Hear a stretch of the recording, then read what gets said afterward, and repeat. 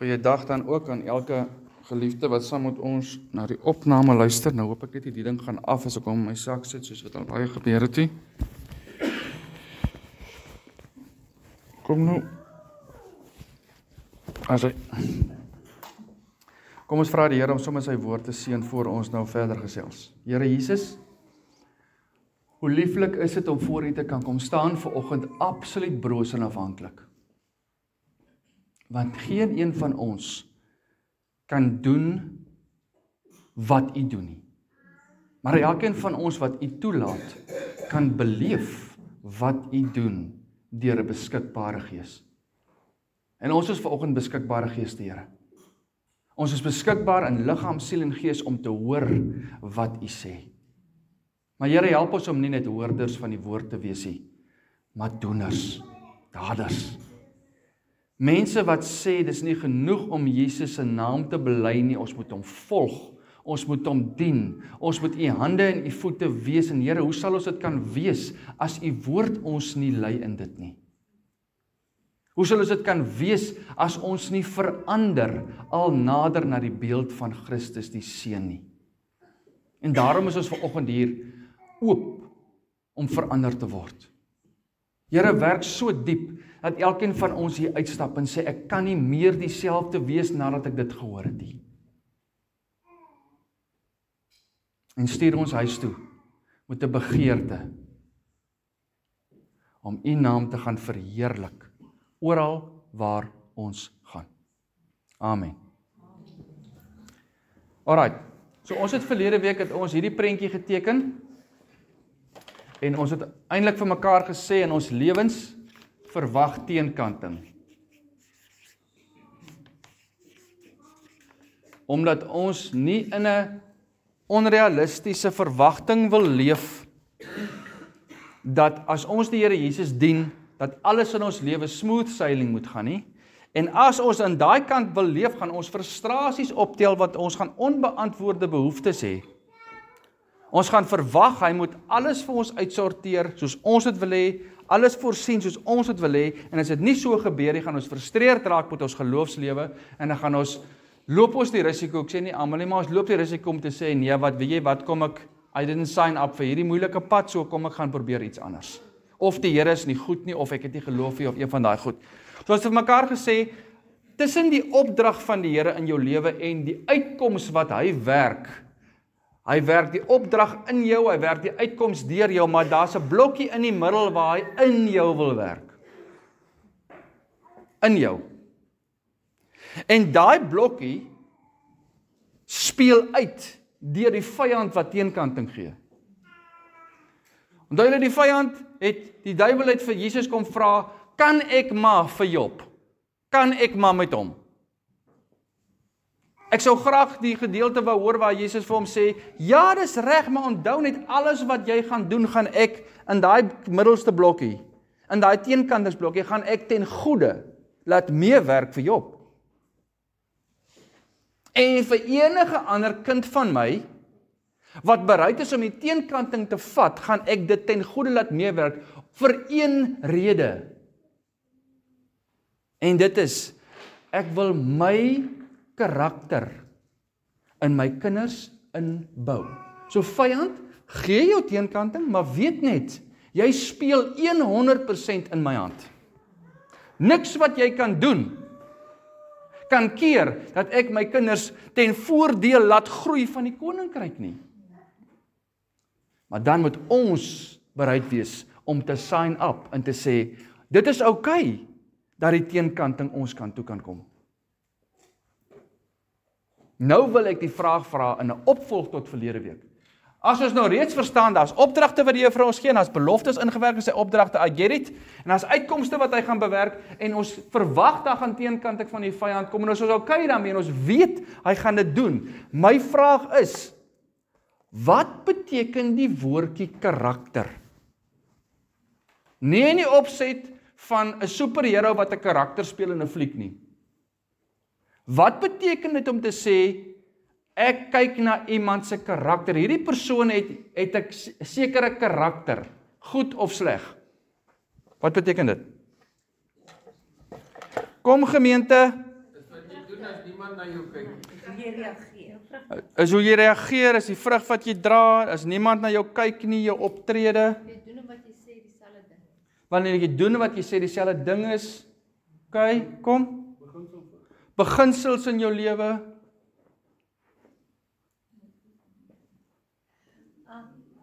Jy swaar tye hanteer. Hoe ek swaar tye hanteer. Tog is jy reg. En goeies. Ja, jy sien twee keer 'n ou se karakter wanneer dit met hom swaar gaan en wanneer dit hom goed gaan. En as daai twee nie dieselfde is, is dit 'n probleem. Persoonlikheid of aard. Karakter verwys na die unieke eienskappe, waardes en gedragspatrone wat 'n persoon definieer. Byvoorbeeld, sy het 'n sterk karakter, beteken sy is beginselvas. Ek hou nie van die woord veerkragtig nie, maar nou ja. Morele kwaliteite, dit kan ook verwys na iemand se integriteit of morele standaarde. Hy het 'n goeie karakter, impliseer eerlikheid en betroubaarheid. Dis sommer net 'n paar woordeboek definisies. Maar waarvan ek baie hou, is ek hou van die unieke eienskappe, waardes en gedragspersone wat iemand definieer. Ek gaan nou weer lees. Dit is unieke eienskappe, waardes en gedragspatrone wat 'n persoon definieer. Dis nie moeilik nie, né? Unieke waardes, eienskappe en gedragspatrone. Dis hoe ons mekaar se karakters leer ken. Dis hoekom jy in 'n besigheidsdeal sal sit en voel iets is nie reg nie. Dis nie noodwendig fout met dit wat op die papier staan wat ons wil bereik nie, maar iets van die persoon met wie ek werk voel nie reg nie. En dis asof jy net nie met daai karakter wil assosieer nie. En dan sê Johannes 1, die woord in die begin was die woord en die woord was self God. En die woord het vlees geword en onder ons kom woon en die woord was wat? Die lig vir die mense. En wat hierdie lig wil kom doen, is hy wil sy karakter kom skyn, sodat ons kan kies om in hierdie karakterpad van Christus te loop. En dan staan daar, maar die mense het die duisternis liewer gehad as die lig. Wat beteken, ons sien die pad, ons sien Jesus se voorbeeld, ons sien Jesus se unieke eienskappe, waardes, gedragspatrone, ons sien dit. Dis vir ons opgeteken. Ons kan dit lees, ons kan daaroor praat, maar om dit te kies, om dit te doen, dit is iets heeltemal anders. En sonder die doen gedeelte, beteken die lees gedeelte baie min. Sonder die implementeringsgedeelte van dit wat jy sien. Ek kan vir jou voorlees van die koringkorrel wat moet val in die grond. En ek kan al die landerye voorberei, pragtig, en die bemesting doen 100%, maar as daar nie 'n trekker met 'n planter loop vol koring in daai planter, wat al daai damme fisies plant nie, kan ek sit en wag tot môre heel dag, al wat gaan opkom is onkruid. Daar moet 'n implementering wees van dit waaraan jy glo, voordat dit deel van jou geloofslewe raak. So om Jesus se karakter te sien, sy unieke eienskappe en gedragspatrone, is om te sê, ek wil dink daaroor as hy woordjie sella, wat ons in die Bybel kry. Stop and think. Stop en dink. Ja, hoekom het Jesus in hierdie saak so opgetree? En ek bedink dit en ek bebid dit en ek sê, Here, ek wil graag in my lewe in hierdie sake so optree, maar as ek my vang, dan reageer ek anders emosioneel. Maar ek wil ook so. Ek bedink dit, ek bebid dit. En wanneer die geleentheid homself weer voordoen, want onthou baie mooi, hoe moet iemand jou leer om 'n eienskap of 'n gedragspatroon in jou lewe in te kry, anders as om 'n geleentheid te skep, waar hierdie karakter of eienskap of gedragspatroon nou nodig is, en jy moet dit kies. Hoekom skryf ons eksamens in skool? Hoekom skryf jy eksamens op universiteit? Hoekom het jy praktiese take? Hoekom het jy praktiese proewe wat jy doen? Is om dit wat jou oë, jou sintuie ingeneem het, vas te lê. Sodat wanneer jy dit in die praktyk moet toepas, dan is dit reeds deel van jou. Hier is die antwoord, ek het dit al van tevore gedoen, dis okay. Jy sien, ek het geen probleem, as ek 30 meter van die pen af lê op die golfbaan nie. Ek ken my wedge. Daai gap wedge van my papi, hy is wat warm. Maar my probleem kom as ek te ver van die pen af stop. Daai patter van my wil nie luister nie. Hy wil nie luister nie. Watter een van die twee dink julle oefen ek die meeste? So wanneer daar 'n aftydjie is by die huis en ek doen niks en dan het ek 'n paar balletjies en ek chip sommer daar op die gras rond. Dis lekker, chip sommer net. Maar die patter bly in die garage. Hoekom noem ek vir jou dit? Mense stap rond met die naam van Jesus op hulle lippe.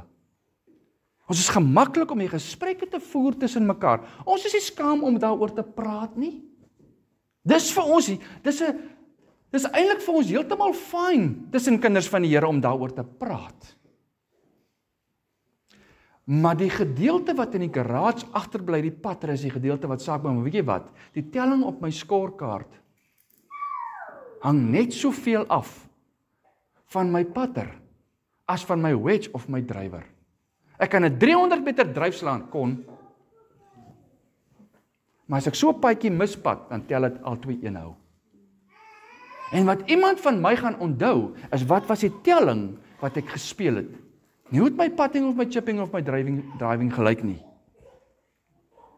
En kinders van die Here moet die karakter van Christus dra, uitleef, nie net praat nie. Kinders van die Here, as hulle by iemand gekuier het, moet iemand anders sê, dit was nou lekker, omdat iemand het gesê, om 'n kind van die Here te kry wat langs 'n ongelukstoneel staan en sê, kyk hoe hierdie persoon opgetree. Om 'n kind van die Here te kry in 'n krisis by die boekhouer, om te sê, kyk hoe hanteer hy sy krisis. Want die unieke gedragspatrone en waardes en lewenstyl, eienskappe van Jesus is sigbaar in daardie persoon. Dit is ingeoefen. Dis ingeoefen. En daarom wil ek vandag, en ek sit in die hele week, hoor ek hierdie woordjie, karakter, en ek verstaan nie wat met karakter moet gebeur, en ek weet het verlede week dit, maar ek sê, Here, die hele woord is vol van u karakter. Die hele woord is vol van die karakter. So wat nou? En ek beleef die Here vat my na die eenvoudigste een van hulle almal toe. En ek wil hê, ons moet vandag deur werk, en ek weet nie of ons aan die einde van hom gaan kom nie, want daar is 9 van hulle, maar, hoeveel keer het jy al 'n preek gehoor oor die vrug van die Gees? Hoeveel keer het jy al gedink, jy gaan 'n lesie aanbied vir kinders, en die eerste ding wat in jou kop inkom, is die vrug van die Gees.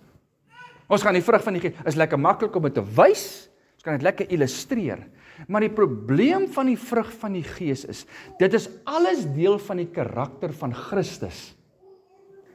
So om die vrug van die Gees te probeer implementeer in jou lewe sonder die Here Jesus Christus, is soos om die wapenrusting voor die spieël te wil aantrek, denkbeeldig, en sê, hier gaan ons nou vandag uit. Ek het die gordel, ek het alles op, skild, ek het die swaard, hier gaan ek is nou reg vir die vyand. En die vyand sê, fantasties, waar is Jesus? So ek wag vir jou langs die pad, wanneer jy met jou pansertjie by my aankom, sonder Christus. Waar jy in eie krag gaan probeer om dinge te implementeer, wat jou gaan beskerm teen my. Fantasties. Bring hier aan. En dan kom teenkanting, en dan is die uitkoms glad nie wat jy verwag het nie, en wat gebeur? In plaas van dat jou karakter groei, floor jou karakter. Jou menslike karakter val plat op die grond, en jou neus bloei. En jy sê, wat het hier gebeur? Jy sien Christus as persoon was missing. Christendom sonder Christus is dom. Al wat oorbly van hy woord is dom. En as ons as 'n geloofsgemeenskap daar buite Christus wil wees vir ander mense, dan gaan ons Christus moet toelaat om sy karakter volledig in ons lewens uit te werk. Wat beteken? Ons moet vrye wil gebruik om te kies dat hy sy karakter groei. Hoor gou mooi wat kies ons. Ons kies teenkanting sodat die karakter kan groei en sodat ons Christus kan wees. Ons kies om te sê, Here, soos u disippels opgelei het, om u karakter te dra sodat hulle dit aan die wêreld toe kan vat en die goeie nuus van Jesus se lewe kan vat. Doen so met my. Maar o Here, stop net gou daar. Sluit vir my finansiële verknorsing uit. Sluit vir my hierdie probleme uit, sluit vir my daai probleme uit. Ek wil niks van dit hê nie, maar ek soek die karakter. Impossible, my friend. Mense wil beleef wat Jesus beleef het, sonder om te leef soos Jesus geleef het. Mense soek die vinnige uitkomste wat Jesus gebring het. Mense soek die wonderwerk elke dag van die vermeerdering van brood en vis in hulle lewe. Maar hulle wil nie deur die woestyn van versoeking gaan nie. Hulle wil nie gaan deur die verwerping en die onskuldige aanklagtes en 6 duim spykers wat deur Jesus gedryf word. Wat ons in hierdie tyd nou oor gaan dink, om te sê, Here, wil u vir my sê, my karakter hang af van om deur lyding te gaan? Ja. Ek sê nie, dis die enigste ding wat vir jou karakter gaan gee nie. Ek sê, maar dit gaan grootliks afhang van hoe jy deur jou lydingstye gaan. Hoe jy kan 100% finansiëel gesond wees en fisies is jy nie gesond nie.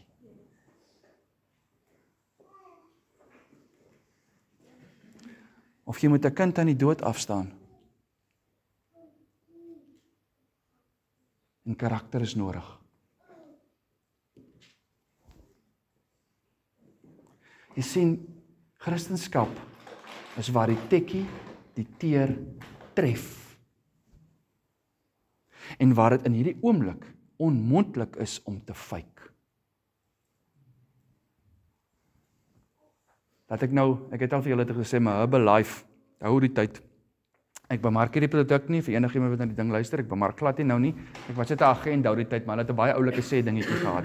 Wat nog gegaan, kom jy mos nou op die verhoogie, en dan sê jy nou vir produkte jy verkoop het, en dan jy nou altyd hierdie oulike sê goedjies, en een ou het gesê, onthou net, what you eat in private shows in public. Sodat die help jy kom staan hier voor al die mooi goedjies, jy moet die produk gebruik op die regte manier. Wat jy met die woord doen in jou privaatheid, wys in die publiek. Hoe jy die woord deel maak van jou daaglikse lewe en jou gesprekvoering met die Here en jou intimiteit met hom en jou eerlikheid om te bely en te wys en te sê en om jou beide jou God en jou vriend te hê. Wat 'n voorreg. Dit wys in die publiek. Dit wys in die privaat sektor. Dit wys in die besigheidssektor. Jy hoef nie rond te loop met elke besigheidskaartjie wat 'n versie in die onderkant het of jou om enigiets te bewys daar buite nie. Wie jy is, jou unieke persoonlikheid, gedragspatrone en waardes gaan iets sê. Ek en hy het hierdie partytjie met iemand gesê, as daar's nie 'n woord van die Here uitgekom nie, maar as ons wegstap en sê ons, daai persoon moet 'n kind van die Here wees. Net deur vir 'n paar minute te doen te kry met hom of haar karakter. En die vrug van die Gees, daar's 9 van dit, daar staan nie vrugte nie. Dis 1. Hoekom is dit 1? Want Christus is 1 en aan hom hang die vrug. Die volheid van daai vrug word uitgewerk tot die mate wat jy hom inneem. Tot die mate wat jy as lood volgens Johannes 15 ingeënt bly op die wynstok, is die mate wat hy die sap bymekaar maak. Waar hy die son se bron is om alles bymekaar te bring en te laat groei. En al wat jy agterkom, of nie, is iets vorm aan die buitekant. Maar party mense is net waterlote. Bly groei en bly groei volgens hulle self, maar daar's niks vrug nie. En dan kan jy maar prentjies inkleer, soveel as wat jy wil van die vrug van die Gees, en dit opplak teen jou yskas, en alles daarmee doen, as Christus nie deur jou manifesteer nie, is daar nie vrug nie, want 'n boom sal geken word aan sy. Kan 'n vye boom dussels dra? Kan dussels en dubbeltjies, waarvan daar baie in my yard lê, kan dit begin groei en 'n vye boom of 'n wingerdstok raak? Nee, want die karakter van 'n dubbeltjie is anders as die karakter van 'n vye boom en 'n wingerdstok. En jy kan dit sien. En jy kan van die vrug eet op die regte tyd, wanneer hy mooi gesnoei is, deur die teenkanting gegaan het, en die Here het hom bygestaan, en alles is, die kondisies is reg, en die water is op die regte tyd gegee, en die voedingsbronne was daar, dan kom daar vrug, en die vrug van Galasiërs, van die Gees, in Galasiërs 5, vers 22, wil ek hê, ons moet vanoggend klein bietjie stil staan en sê, kom ons stop, en ons dink oor elke een van die vrug, en sê, waar in Christus se lewe, wat jy verstaan van Christus se lewe, die evangelie, waar sien jy dit? En hoe kry ek dit? In plaas van almal kan opsê, en jy klink fantasties, môre spook alweer. Sê jy don't spray it. Sorry julle, dis verskriklik, as ek so in die ding inkom, dan vlie dit. Ja, ek moet die voorste ry moet nooit iemand sit nie. En Bruce het gewoonlik hier en sy bril het altyd sulke spots. Sê kom. Moet ek kom naby jou, anders kan ek nie sien nie.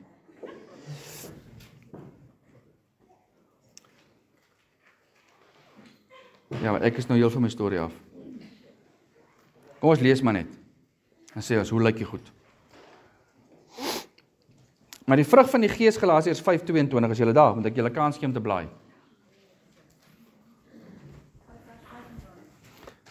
5 vers 22.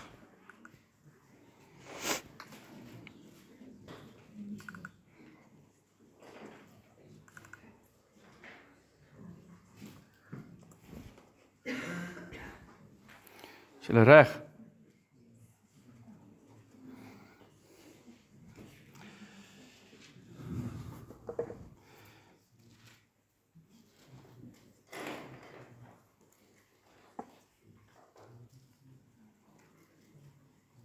Kan ons maar lees? OK. En my prentjie hier so reg kry. OK. Maar die vrug van die Gees is liefde, blydskap, vrede, lankmoedigheid, vriendelikheid, goedheid, getrouheid, sagmoedigheid, selfbeheersing. As jou 9.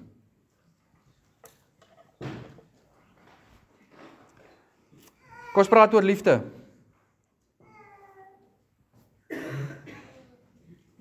Kom ons praat oor liefde. Is daar 'n meer misbruikte woord as liefde in hierdie era waar ons leef? Wat is liefde en wat is liefde nie, en hoe was Jesus liefde volgens die definisie van Christus oor liefde? As hy sê, want so lief het God, want so lief het God die wêreld gehad, dat hy iets gegee het. Want so lief het die Vader die wêreld gehad, dat hy sy seun geoffer het. Sodat die wêreld kan verstaan, en ek en jy, deel van hierdie wêreld, God het my geskep, omdat hy vir my lief is, en hy het gesterf vir my, omdat hy vir my lief is. So as ek die liefde wil aangee, en as ek die karaktereienskap van liefde wil hê, wat moet ek leer om te doen? Sorry, maar dit gaan verder. As die klere in jou kas wat oud is, wat jy vat vir die welsyn. Dit is ook goed. En dis mooi, en dis heel waarskynlik die Here wat jou herinner daaraan, maar dit gaan verder as dit, want jy het nuus gekoop, so jy het nie daarmee nodig is, so jy offer nie veel nie. Jy gee weg wat jou kaste vol maak. En dit gaan verder as die brood wat jy vir iemand gee wat honger is. Dis ook mooi, maar dit gaan nog verder. En ons moet verstaan.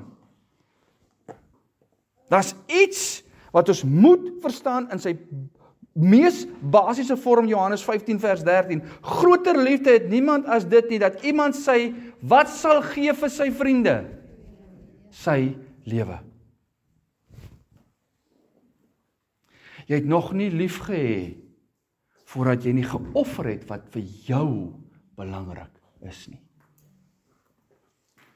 En iemand anders se belange bo joune gestel in 'n saak nie. Liefde is nie Hollywood se uitbeelding van ou baby nie. Dis nie dit nie. Dit word ook met 4 letters gespel, maar dis nie love nie, dis lust. Dis wanneer ek iets by jou wil hê. En dan noem ek dit, oh, I love you. Nee, dis 'n verkeerde gebruik van die karaktereienskap van liefde. Inteendeel, jy kan nou nie in Galasiërs 5:22 sit, jy moet in Galasiërs 5:19 tot 20 sit daar, by die sondige begeertes. Daar moet jy hom sit. Maar die Bybel sê, nee, wat sê hy vir Adam en Eva? Is dit werklik wat God bedoel het? Is daar nie iets beter wat hy van julle weerhou nie? Draai dit, dan kry jy dit. Jy gaan die liefde van Jesus ooit in jou hart kan uitleef teenoor iemand anders, as jy nie verstaan, dit is 'n offer nie. En dit is 'n offer van jouself. Dit is 'n offer van jouself, van eie selfsugtige begeertes wat bo ander kom nie. En weet jy wat? Ek is 'n softie. My vrou sal nou nie omgee dat ek dit sê nie. Maar 'n ma dink altyd eerste aan haar kinders. Dis kosbaar, né? Maar weet jy hoe agtergeblewe voel ek tog nou? As ek nou daar by die tafel aankom, hulle moet al gaan tande borsel, maar hier staan hulle ontbyt. En ek het hier 'n ou koffietjie gekry.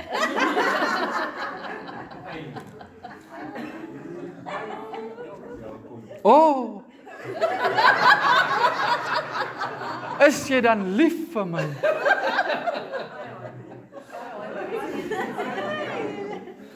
het volgende gepaal ook uit. My liefie, dis glad nie gemik teen jou nie. Jy maak baie goedjies vir my, regtig. Ek sê net, ek is eintlik besig met my weakness, oor hoeveel ek liefde wil verstaan uit wat jy vir my kan gee. En hoe jy dit vir my kan wys op jou aanbieding. Hier op 'n skinkbordjie, hier's die goed wat jy so graag wil hê, so dan voel ek so geliefd.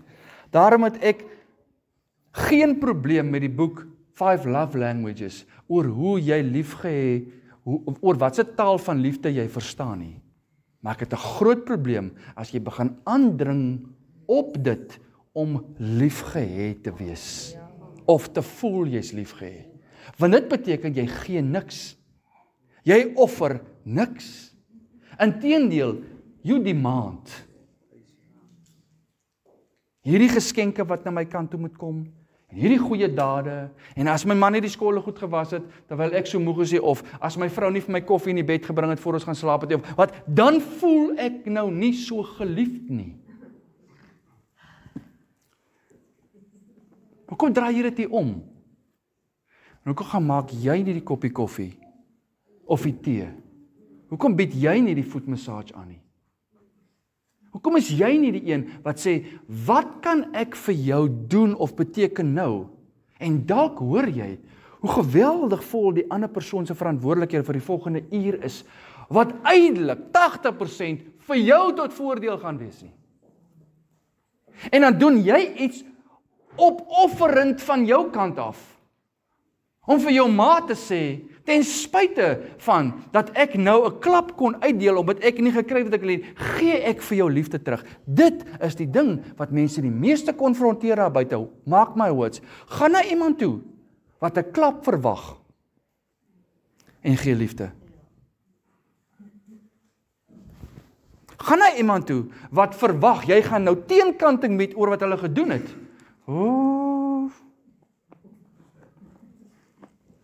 Werk iemand mos 6,5 uur in my motorfiets. En 'n klomp geld later. En ek gaan staan met dieselfde probleem langs die pad as waarvoor ek betaal het dat die ding kan regkom. Hoe dink jy lyk liefde in daai saak? Hoe dink jy daai telefoonoproepie gegaan? Dit was nie baie liefdevol nie. Was nie verskriklik om beskof nie, maar so tussen die lyne deur is die boodskap het dan baie mooi deurgegee. Hoe lyk Jesus se unieke waardes, se unieke gedragspatrone in sy evangelie, in sy storie wat jy van hom lees? Matteus, Markus, Lukas, Johannes, en waarvan enige iemand in die skrywer van die Nuwe Testament praat, hoe lyk sy optrede wanneer hy te nagekom word, valslik beskuldig word, in posisies ingedruk word waar hy nie wil wees nie, wanneer hy teenkanting ontvang, hoe lyk sy opofferende uitbeelding van gedrag en woorde om die woordjie liefde as 'n karaktereienskap in sy karakter te sit of in sy optrede. Hoe lyk dit? Sien, as ek jy nie daaroor gaan begin dink nie, gaan ons nie kan sê, what would Jesus do nie? Kan ek al die bandjies om my enkels en tot om my nek dra? What would Jesus do? Want as ek nie weet wat Jesus gedoen het nie, hoe gaan ek weet wat om te doen? As ek nie in die woord gaan wees en dit studeer nie en kyk, hoe het Jesus opgetree in hy saak nie, dan gaan ek dit nie kan uitleef aan die ander kant nie. Impossible. Jy kan net gee van wat jy het, maar die teendeel is ook waar. Die teendeel is ook waar, ek het julle 'n storie vertel van die oom Koos, aan die ander kant die berg waar ons gebly het, wat met sy fiets gery het en bediening gedoen het. Nooit vir 'n sent gevra nie. Onbaatsigtig tot op sy ou dag met 'n bicycle gery. En die dag toe hy, spesifiek ek dink demensie of iets optel, en hulle is by die dokter, toe sê die dokter vir die tannie, jy moet vir jou regmaak. As hierdie siekte na sy einde toe begin beweeg, begin die mense se koppe verskriklik aangetast raak. Wat beteken? Hulle gedrag verander heeltemal. Hulle begin vloek en skel en gebruik die ergste taal wat jy kan dink, en dit is verskriklik ongemaklik. Weet jy wat sy tannie se antwoord aan die dokter gewees? Sy dokter hoef nie bekommerd te wees oor Koos nie. Dis nie in hom nie. Dit is nie in hom nie, wat beteken dit sal nie uit hom uitkom nie, want sy unieke gedragspatrone en waardestelsel was die karakter van Christus. Daarom te bidde van die feit dat hy gesterf het aan hy siekte, het Christus se karakter gemanifesteer tot die einde, en hy tannie sê, nie een vloekwoord uit sy mond uit tot op die einde nie. Hy is die uitsondering op die reël van die siekte se simptome. Man, I want that! Daar kan ek bevestig met my ma selfde.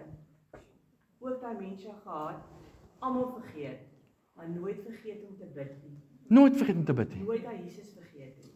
En as jy vir haar gevra het waartoe sy is, sy hoop, sy's reg. Sy hoop sy's reg. Dan weet sy. Ja. Ja. Nooit aggressief nie en vol demensie. Ria. Ja, ek het dit self beleef. Dis wat 'n geloofsgemeenskap veronderstel is om te wees. En hierdie is nie 'n aanklag teen ons nie, geliefdes. Asseblief, party mense voel die woord is te swaar en ons maak dit te moeilik. Dit is nie my idee om dit te doen om jy elke week te laat uitloop met skuldgevoel dat jy dit nie maak nie. Dis meer 'n aanmoediging en 'n uitnodiging dat ons saam dryf en al ons kragte inspann om te kom by hierdie plek waar die karakter van Christus in en deur ons opereer. En te sê, al was ek nie gister so nie, ek maak my los van gister en ek strek my uit, sodat ek ook kan kom by 'n plek waar liefde in sy oorsprong, in sy opofferende vorm, dit waarmee hy geskep is, volgens die woord van God se definisie, dat dit ook in my en jou kan wees. Want dit is wat die wêreld laat dink. Wanneer iemand in 'n hofsaak na 'n moordenaar toe stap en sê, ek vergewe jou, waarvoor kan ek vir jou bid, nadat jy my vrou of my man doodgemaak het? Dis wat iemand dat afstap na 'n tronksel toe, en 'n boek laat skryf om te sê, hoe is dit moontlik wat daar gebeur het? Dit het my so gekonfronteer, ek kon nie slaap nie. Vir 15 jaar in die tronk, en ek skryf 'n boek om te sê, hierdie opofferende liefde verander my tot so 'n mate, dat ek gesoek het na waar is die oorsprong, en ek kry dit aan die man aan die kruis van Golgotha. Wat homself opgee, en sy liefde manifesteer, tot so 'n mate dat hy vir die Vader kan sê, vergewe hulle. Want hulle wat my kruisig weet nie wat hulle doen nie. Moet hulle nie straf daarvoor nie. En hy vind dit daar. En hy sê, want dan wil ek dit ook hê. Hoekom? Omdat iemand soos ek en jy dit gewys het. Omdat dit gemanifesteer het in en deur iemand. Talk is cheap. Walk the walk. Don't just talk the talk. En dis een. Dis net enetjie. Wie wil nog byvoeg by iets soos dit? Johannes 13:34 en 35. 'n Nuwe gebod gee ek julle dat julle mekaar moet lief hê, soos ek julle lief gehad het, moet julle ook mekaar lief hê. Soos ek julle lief gehad. Hoe het ek julle lief gehad? Ek het my lewe gegee vir julle. Ek het my lewe gegee vir julle, sodat julle julle lewens kan gee vir ander. En as ons dit oor en oor, wat sê Engelse woord pay it forward, as ons dit oor en oor doen, raai wat gebeur, gemeenskappe verander. Gemeenskappe verander, en het begin gewoonlik by een of twee wat sê, ek wil verander. En dan kom mense by jou, en sê hulle, jy het verander. Wat het gebeur? Ja, maak af vir ons 'n ou koffietjie, vertel ek jou. Wat het verander in my? Ek het hom ontmoet, wat my lief gehad het, en besef, om hom terug lief te hê, moet ek my lewe gee. Kom ek vertel jou wat het my gekos het. Kom ek vertel jou die teenkanting wat ek gekry het, maar kom ek vertel jou die vreugde en die vrede wat in my hart is, waarmee ek gaan slaap in die aand. Blydskap. Tweede een. 'n Diepe, blywende vreugde, wat gewortel is in God se teenwoordigheid, en is nie afhanklik van omstandighede nie. 'n diepe, blywende vreugde, wat gewortel is of ontstaan het of groei uit God se teenwoordigheid by my. Inwonende Gees is hier, binne in my. Hy leef hier. Dit veroorsaak dat hier 'n blywende vreugde leef in my hart, wat nie gebind is, of gekoppel is, of afhanklik is van die omstandighede wat ek beleef nie. Blydskap is nie iets wat ek by tye openbaar nie. Blydskap en dankbaarheid loop saam as 'n leefstyl. Nou my vraag, as ons nou die definisie het, wow, cool, definisie, ons gaan huis toe, skryf hom neer, plak hom op. Waar sien jy blydskap as 'n blywende vreugde in Jesus se lewe? Sela, stop en dink. Dis die rykdom van die woord. Die rykdom van die woord is, jy een van hierdie goedjies vang jou vandag, en jy gaan sit by die huis en jy begin delf. En hoe meer jy delf, hoe meer begin borrel jy. Want hoe meer ontdek jy. En hoe meer begin dit jou van die binnekant af verruim. En hoe meer wil jy net vir iemand vertel of 'n boodskapie stuur om te sê, kan ek jou net vertel wat ek ontdek het nou net. Dis wat die woord doen, as jy hom toelaat, hy verander jou karakter. Johannes 15 vers 11. Hierdie dinge het ek vir julle gesê, sodat my blydskap in julle kan wees, en julle blydskap vol kan wees. Hoe kan hy dit sê? Hierdie dinge het ek vir julle gesê, sodat my blydskap, my blywende, diep vreugde wat gewortel is in God se teenwoordigheid, wat sê hy vir hulle? Die feit dat ek hier by julle is, gee vir julle 'n rede om bly te wees, al gaan julle saam met my die kruispad moet stap. Hoekom kan Jesus sê die blywende liefde, die blywende blydskap of hierdie diep gewortelde blydskap is in hom? Hoekom? Want toe hy deur die rivier gedoop is, deur Johannes die Doper, en die Gees kom op hom, toe ontvang hy die Heilige Gees. Hy was reeds God. Ek probeer nie vir 'n oomblik sê hy was nie God nie. Ek probeer net sê hy moes vir ons iets demonstreer. Want toe hy die ontvanger word as sy menskant, die ontvanger word van die Heilige Gees, toe kom woon die blywende vreugde in hom. Diep gewortel in die hart van die Vader, en hy en die Vader is een. En nou sê hy, word een met my soos ek een is met die Vader. Soos wat hierdie blydskap en diep gewortelde vreugde in my bly, so moet dit in julle bly. Los van die omstandighede waarin julle is, of waardeur ek julle nog gaan vat. So ek sê dit vir julle nou. Kry 'n vreugde en 'n blydskap oor die feit dat jy 'n draer is van die Heilige Gees, wat die teenwoordigheid van God konstant 100% van elke sekonde 'n realiteit maak in jou lewe. Wanneer laas kon jy net sê, prys die Here dat ek die Heilige Gees dra. Prys die Here dat ek gewederbaar is. En as jy nie is nie, asseblief gaan sien iemand wat jy weet is, dat hy jou na die Here toe lei, maar sonder dit gaan jou vreugde nêrens wees nie, jy gaan die blydskap en jy weet wat gaan jy hê? Jy gaan die wêreldse happiness hê. Jy gaan die wêreldse happiness hê, geluk hê, want dit kan jy koop en dit kan jy by tye veroorsaak met 'n mooi botteltjie wyn teen die sonsondergang met iemand, 'n geliefde, en is lekker en dit voel alles cozy en is heerlik. En jy kan dit skep. Maar vreugde, diep gewortelde vreugde, blydskap, is 'n karaktereienskap, nie 'n gevoel nie. Dis nie 'n emosie nie. Dis 'n karaktereienskap, 'n unieke waarde en 'n gedragspatroon van Christus wat hy wil implementeer in jou. En as jy nie net, eendag is ons besig met 'n kamp, en een van my skoolmaats wat die kamp bywoon sê die volgende, verander my lewe vir ewig. Sy sê, daai liedjie van Praise Him in the Storm, van Casting Crowns. I'll praise Him in the storm. Nee, julle ken daai liedjie. Gaan luister hom, Els. I was sure by now that you would have reached down and wiped my tears away. But I'm still here, standing in the storm. But I'll praise you in the storm. Gaan luister die liedjie, ek mag die woorde 'n bietjie verkeerd hê.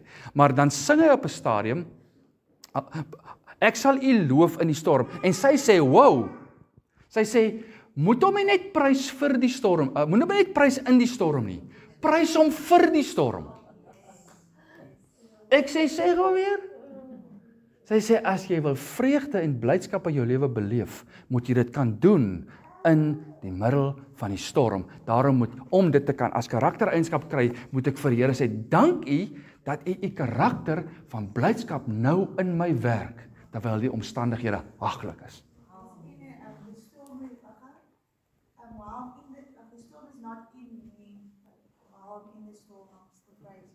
Ja. Ja. En dis daai ou wat in die Tweede Wêreldoorlog gevangene geneem is, kind van die Here. En toe kry hy die job in Japan om die riool te roer. Hy moet stap met 'n span en hy moet almal se moet hy roer. En hy was verskriklik devastated daaroor. Tot hy besef, dis die eerste en die enigste plek waar hy alleen kan wees saam met die Here. Niemand wil naby hom kom nie. Knie diep stap hy elke dag in die gemors van die wêreld.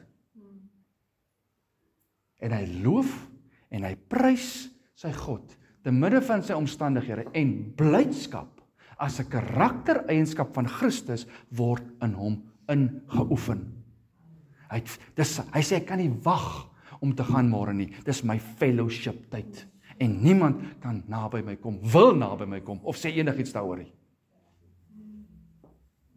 Dit is iets om oor te dink. Kan ek gou iets sê?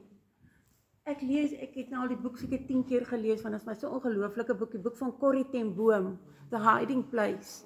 En daarin vertel sy, dat hulle in die bankers bly, maar hulle word opgevreet deur die luise en deur die vlooie. En haar sussie Betty sê vir hom, maar ons dank die Here vir dit. Sy sê, maar Betty, jy sê lekker nie, want hoe moet ons vir die Here dankie sê vir hierdie goed wat ons byt? En toe het hulle dit gedoen, en toe na ruk, toe kom hulle agter, juis omdat daai kamer so vol luise en vlooie is, het die SS nie na hulle toe gekom nie, en kon hulle vry die Here aanbid. So die Here het hulle beskerm en vir hulle 'n plek van lof geskep Ja, in slegte omstandighede. ja. Dis blydskap. Dis nie geluk nie. Dis blydskap. Gister by 'n rugby netbal sportdag daar in Moreesburg, stap ek en Simeon van die netbal af oor na die rugby toe. En voor ons stap 'n vrou en die wind waai uit haar sak uit 3 papiertjies. En 1 papiertjie waai teen my vas en 2 waai teen Simeon se been vas. Lotto kaartjies. Ek het niks gesê vir haar nie, maar ek het net gedink. Die geluk wat jy daar soek, Tannie, is hoogs onwaarskynlik dat jy dit gaan kry, maar as dit dan nou jou toeval, sê die statistiek, sê die dokumentêre, van almal wat dit gewen het, is die mense op 'n slegter plek nadat dit uitgemors is, as voor die tyd. Jou geluk is van korte duur met daai goed. Maar in Christus, wat aan ons alles gegee het, natuurlik en geestelik, wat ons nodig het om staande te bly in hierdie wêreld, in hom is 'n karaktereienskap, naamlik blydskap, wat 'n diep gewortelde vreugde is, bloot net omdat ons draers van daardie kosbare skat is. Al is ons erdekruike wat kan breek, dra ons hierdie kosbare skat, en wanneer jy ons breek, dan skyn daar lig uit ons uit. En daardie lig konfronteer die duisternis en dryf die duisternis uit. As ek en jy kan leer om soos Corrie ten Boom die Here te loof en te prys, nie net in die storm nie, maar vir die storm. Dit is die dinge wat mense daar buite mal maak. As 'n ou vir my sê, jy is besig om jou hele gesin in finansiële anargie te dompel. Nadat ek vir hom sê, die Here het vir ons gesê in 2016 November, 1 November, om ons bedank, ons het geen inkomste nie. Ek sê, Here, ek verstaan glad nie wat U nou vir my sê nie. Dit maak 0 sin. Maar ek en my vrou het vrede, dat dit is wat U sê. So nou gaan ons dit doen, en ons gaan U vertrou. Finansiële anargie is die woord. Nee?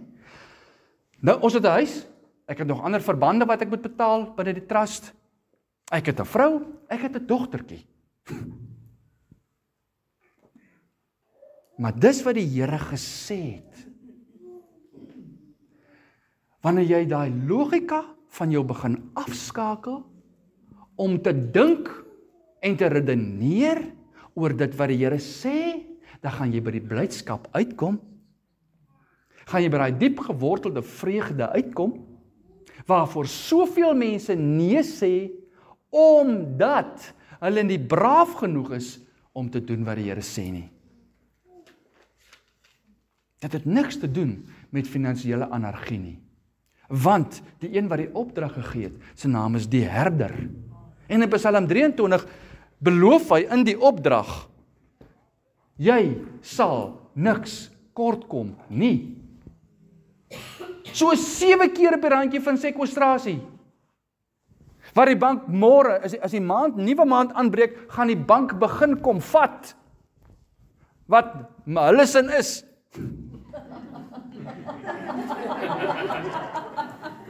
Dis nie joune nie. Hulle kom vat nie jou goedjies, hulle kom vat hulle eie goedjies terug.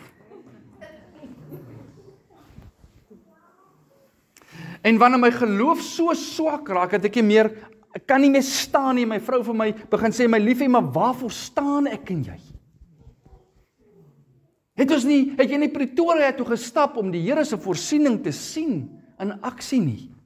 Het jy nie gesien hoe hy langs die pad vir jou voorsien het, sonder dat jy vir mense gevra het, hoekom sal hy nou vir ons los het, maar jy voel so vasgedruk in hierdie plek, en jy voel die Here is skuldig in hierdie saak, want hy het die opdrag gegee om my te sit, en hoe meer die teenkant te kom, hoe swakker raak my geloof, totdat die Here die ene hand vir my sit maak en vir my sê, jy soek my net vir 'n antwoord, jy soek my vir wat ek vir jou kan gee, maar jy soek my nie meer nie.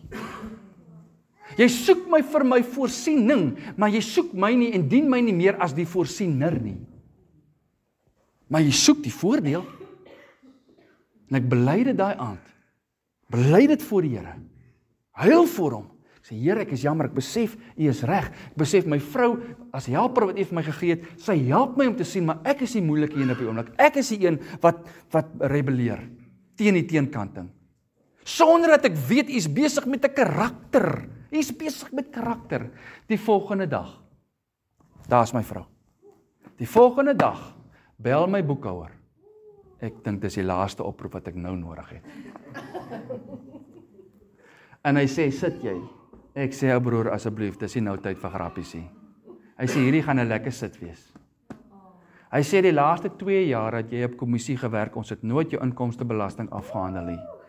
SARS betaal vir jou R171.000 terug. En in 24 uur verander die Here al die skuld in 'n plus. En 4 maande vooruit se voorsiening daarby. My karakter sou skade gelei het sonder daai gebeurtenis. Want ons moes geleer het om vir blydskap en vreugde in die middel van daai finansiële storm, moes ek geleer het om dit te kan ontwikkel. En hoe sê die Here, as jy vra van my as pottebakker om jou te vorm as klei, dan kan jy nie vir my kom voorsê hoe ek dit moet doen nie, my kind. Dis wat my vrou gesê het in die ongeluk, toe sy wakker word, sy weet dit nie, toe sê sy, met die pype wat nog hier sit, toe sê sy, hoe kan die klei die pottebakker bevraagteken? Dit was haar woorde, sy weet dit nie. Why? Because it was well with her soul. Yes, liefie. Ek klik nou, dis dieselfde ou wat jy gesê het jy dink jy was in 'n finansiële vriend wat jou gestel het sê jy wow. Ja, selfe ou. Ja. En dis die vyand beroof kinders van die Here van 'n karakter, van unieke waardes en gedragspatrone van Christus deur vrees in hulle in te blaas. Wat as gaan gebeur, en wat as dit, en wat as dit, en hoe gaan jy deur dit kom, en hy vrees pak ons so beet, dat dit disarm ons, dit maak ons lam, dit lê ons lam, en ons is nou by die tweede punt, van 9 karaktereienskappe, en die tyd het ons ingehaal. Is dit nie lieflik om tyd met die Here te spandeer, en te soek, en te delf, en te vra dat hy ons groei nie, man. En die lekkerste hiervan is, as jy nog verder gaan op jou eie. As jy nog verder gaan met iemand en sê, kan ek en jy verder delf deur hierdie ding. En jy kan dit alleen ook doen, as jy wil. Dit is net kosbaar om, hoeveel keer het jy al die vrug van die Gees gelees, en hoeveel keer het jy al gevra, hoe lyk dit in Jesus se lewe, en hoe kan ek dit in my eie lewe kry? Dis nodig vir my en jou. So, voordat ons nou verder gaan, wil ek weet, om Gert en Tannie Estel, wil julle ietsie sê?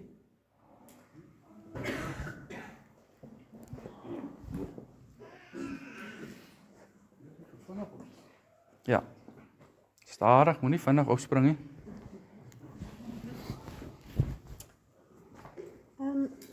Dit is nogal so dat wat Bou nou gesê het. Vat ons sommer net so in die hand. Praat maar net daar aan hy dingetjie. Wat Bou gesê het, 'n mens kom op 'n stadium wat jy besef, maar weet jy, ek lewe in die Here. Maar hy is hier by my en ek is ek is sy bron van inligting wat ek moet stuur vir die kindertjies wat by my in die skool is en alles. En jy probeer dit alles, en daar lê nou so 'n klein Bybeltjie. My pa was 'n volslae alkoholist gewees. En my redding was daai Bybeltjie. En dit was my pa se Bybel. Ek het nie eens my eie Bybel gehad nie. En as hy die dag so dronk by die huis aankom en hy lê op die bed en hy's aggressief en alles, dan gaan sit ek langs hom. Dan begin ek van Psalm 23 te lees. En dan dink ek my, dit gaan nou deurdring iewerste.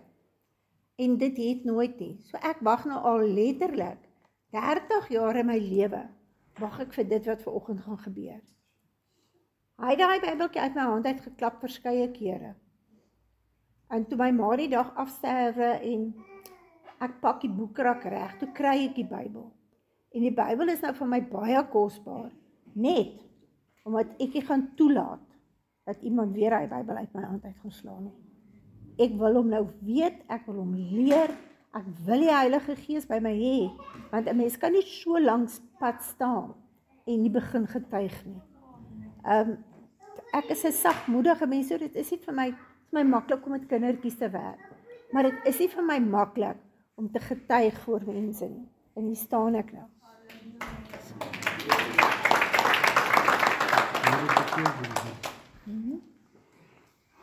Ek het baie kansse in my lewe gehad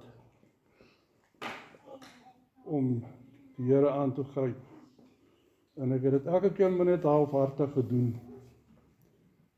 En ja, dit is 'n lang pad wat ons loop so. Jy gaan kerk toe, jy sit ook maar daar so en jy sien kerk ook nog maar om en jy weet hoe werk jy rituele in die kerk, hulle sing en dan neem kollekte op en die dominee preek so 'n bietjie en gaan jy huis toe en dan is dit ook maar die einde. Tot ek laas jaar voor laas stamseloorplanting was. En jy lê 21 dae in isolasie, stoksiel alleen. En dan speel jou lewe voor jou af. En jy besef hoe dankbaar moet jy wees. Dat jy nog hier kan lê. Alles is in isolasie. Al mag net jou vrou by jou kom. En toe het sy al hiernatoe gekom en ek nie. Toe sê ek eendag, daai ou wat jy daar heen gaan, bring hom 'n bietjie na my toe. No jokes. No jokes. En ja, ek en Bou stap nou al 'n pad saam. En ek weet hierdie is my laaste kans wat ek het. En ek gaan hom aangryp en ek gaan hom omhels. En ek hou julle al verantwoordelik om my op die regte pad te hou. Sorry. Dankie.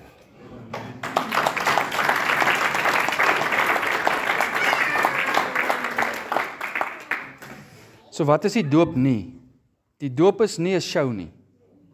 Die doop is nie iets wat iemand op jou afforceer nie. Die doop is nie 'n voorneme wat ouers doen om kinders groot te maak in die weë van die Here. Alhoewel dit beautiful is vir ouers om daai voorneme te maak, is dit nie die doop nie. Die doop volgens Christus gedemonstreer in die Jordaanrivier deur Johannes die Doper en Jesus homself is 'n gebeurtenis waar jy een word met Christus. Waar jy nie net assosieer nie, maar waar jy sê ek wil deel word van sy lewe, deel word van sy sterwe, deel word van sy graf, deel word van sy opstanding. So hoe gepas is hulle twee se doop nie nou voor hierdie Paastyd boodskappe wat ons nou gaan hanteer nie. En hoe lank kom dit nou al aan, en asseblief sê vir my as ek julle geforseer het, net woord toe gestuur, julle het self by die oortuiging gekom, dat wanneer hierdie inwonende Gees wat nou hierdie blydskap in ons werk, wanneer hy die hoof raak van ons lewe. Siel, liggaam, siel, gees wat ek en jy is, siel is die beheersentrum. So siel dra die scepter, siel kan besluit wat ek wil doen of nie, vrye wil is daar. Maar wanneer siel vir gees sê, kom sit jy nou op die troon. En ek sal ondergeskik wees aan jou, Here, aan u. Dan is waar die doop se werk begin. Want nou begin die Gees van die Here beheer oorneem in jou, en jy begin sê, al verstaan jy nie, ja Here, ek sal dit doen. So nou kom die profeet van die berg af, die Heilige Gees, profeet, kom van die berg af met 'n opdrag na die koning toe. Die koning sê net, ja Here. Sal wat die koning sê, koning is siel, ja Here. En wat moet die priesters doen, as die koning besluit het? Die priesters moet die opdrag uitvoer, liggaam is priester, liggaam moet dit uitvoer. So nou begin liggaam, siel en gees in lyn kom, in die orde van gees, siel, liggaam. En nou begin die gawes opereer, want vir die eerste keer begin blok, siel, nie meer die gees se werking nie. En dis om een te word met hom, in sy lewe, in sy sterwe, en in sy opstanding. So ons gaan nou gaan aantrek, gou, en dan gaan ons julle daar kry, as dit reën, wag maar hierso, kry julle 'n umbrella, as dit nie reën nie, dan kry ons julle by die boonste swembad, en dan gaan ons saam met hulle hierdie lieflike geleentheid van die doop behartig. Die Here sal jou seën en jou behoed. Die Here sal sy aangesig oor jou laat skyn en jou genadig wees. Die Here sal sy aangesig oor jou verhef en aan jou sy vrede gee.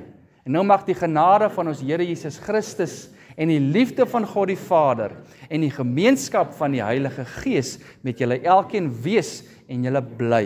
En mag hy sy karakter in julle werk. Amen.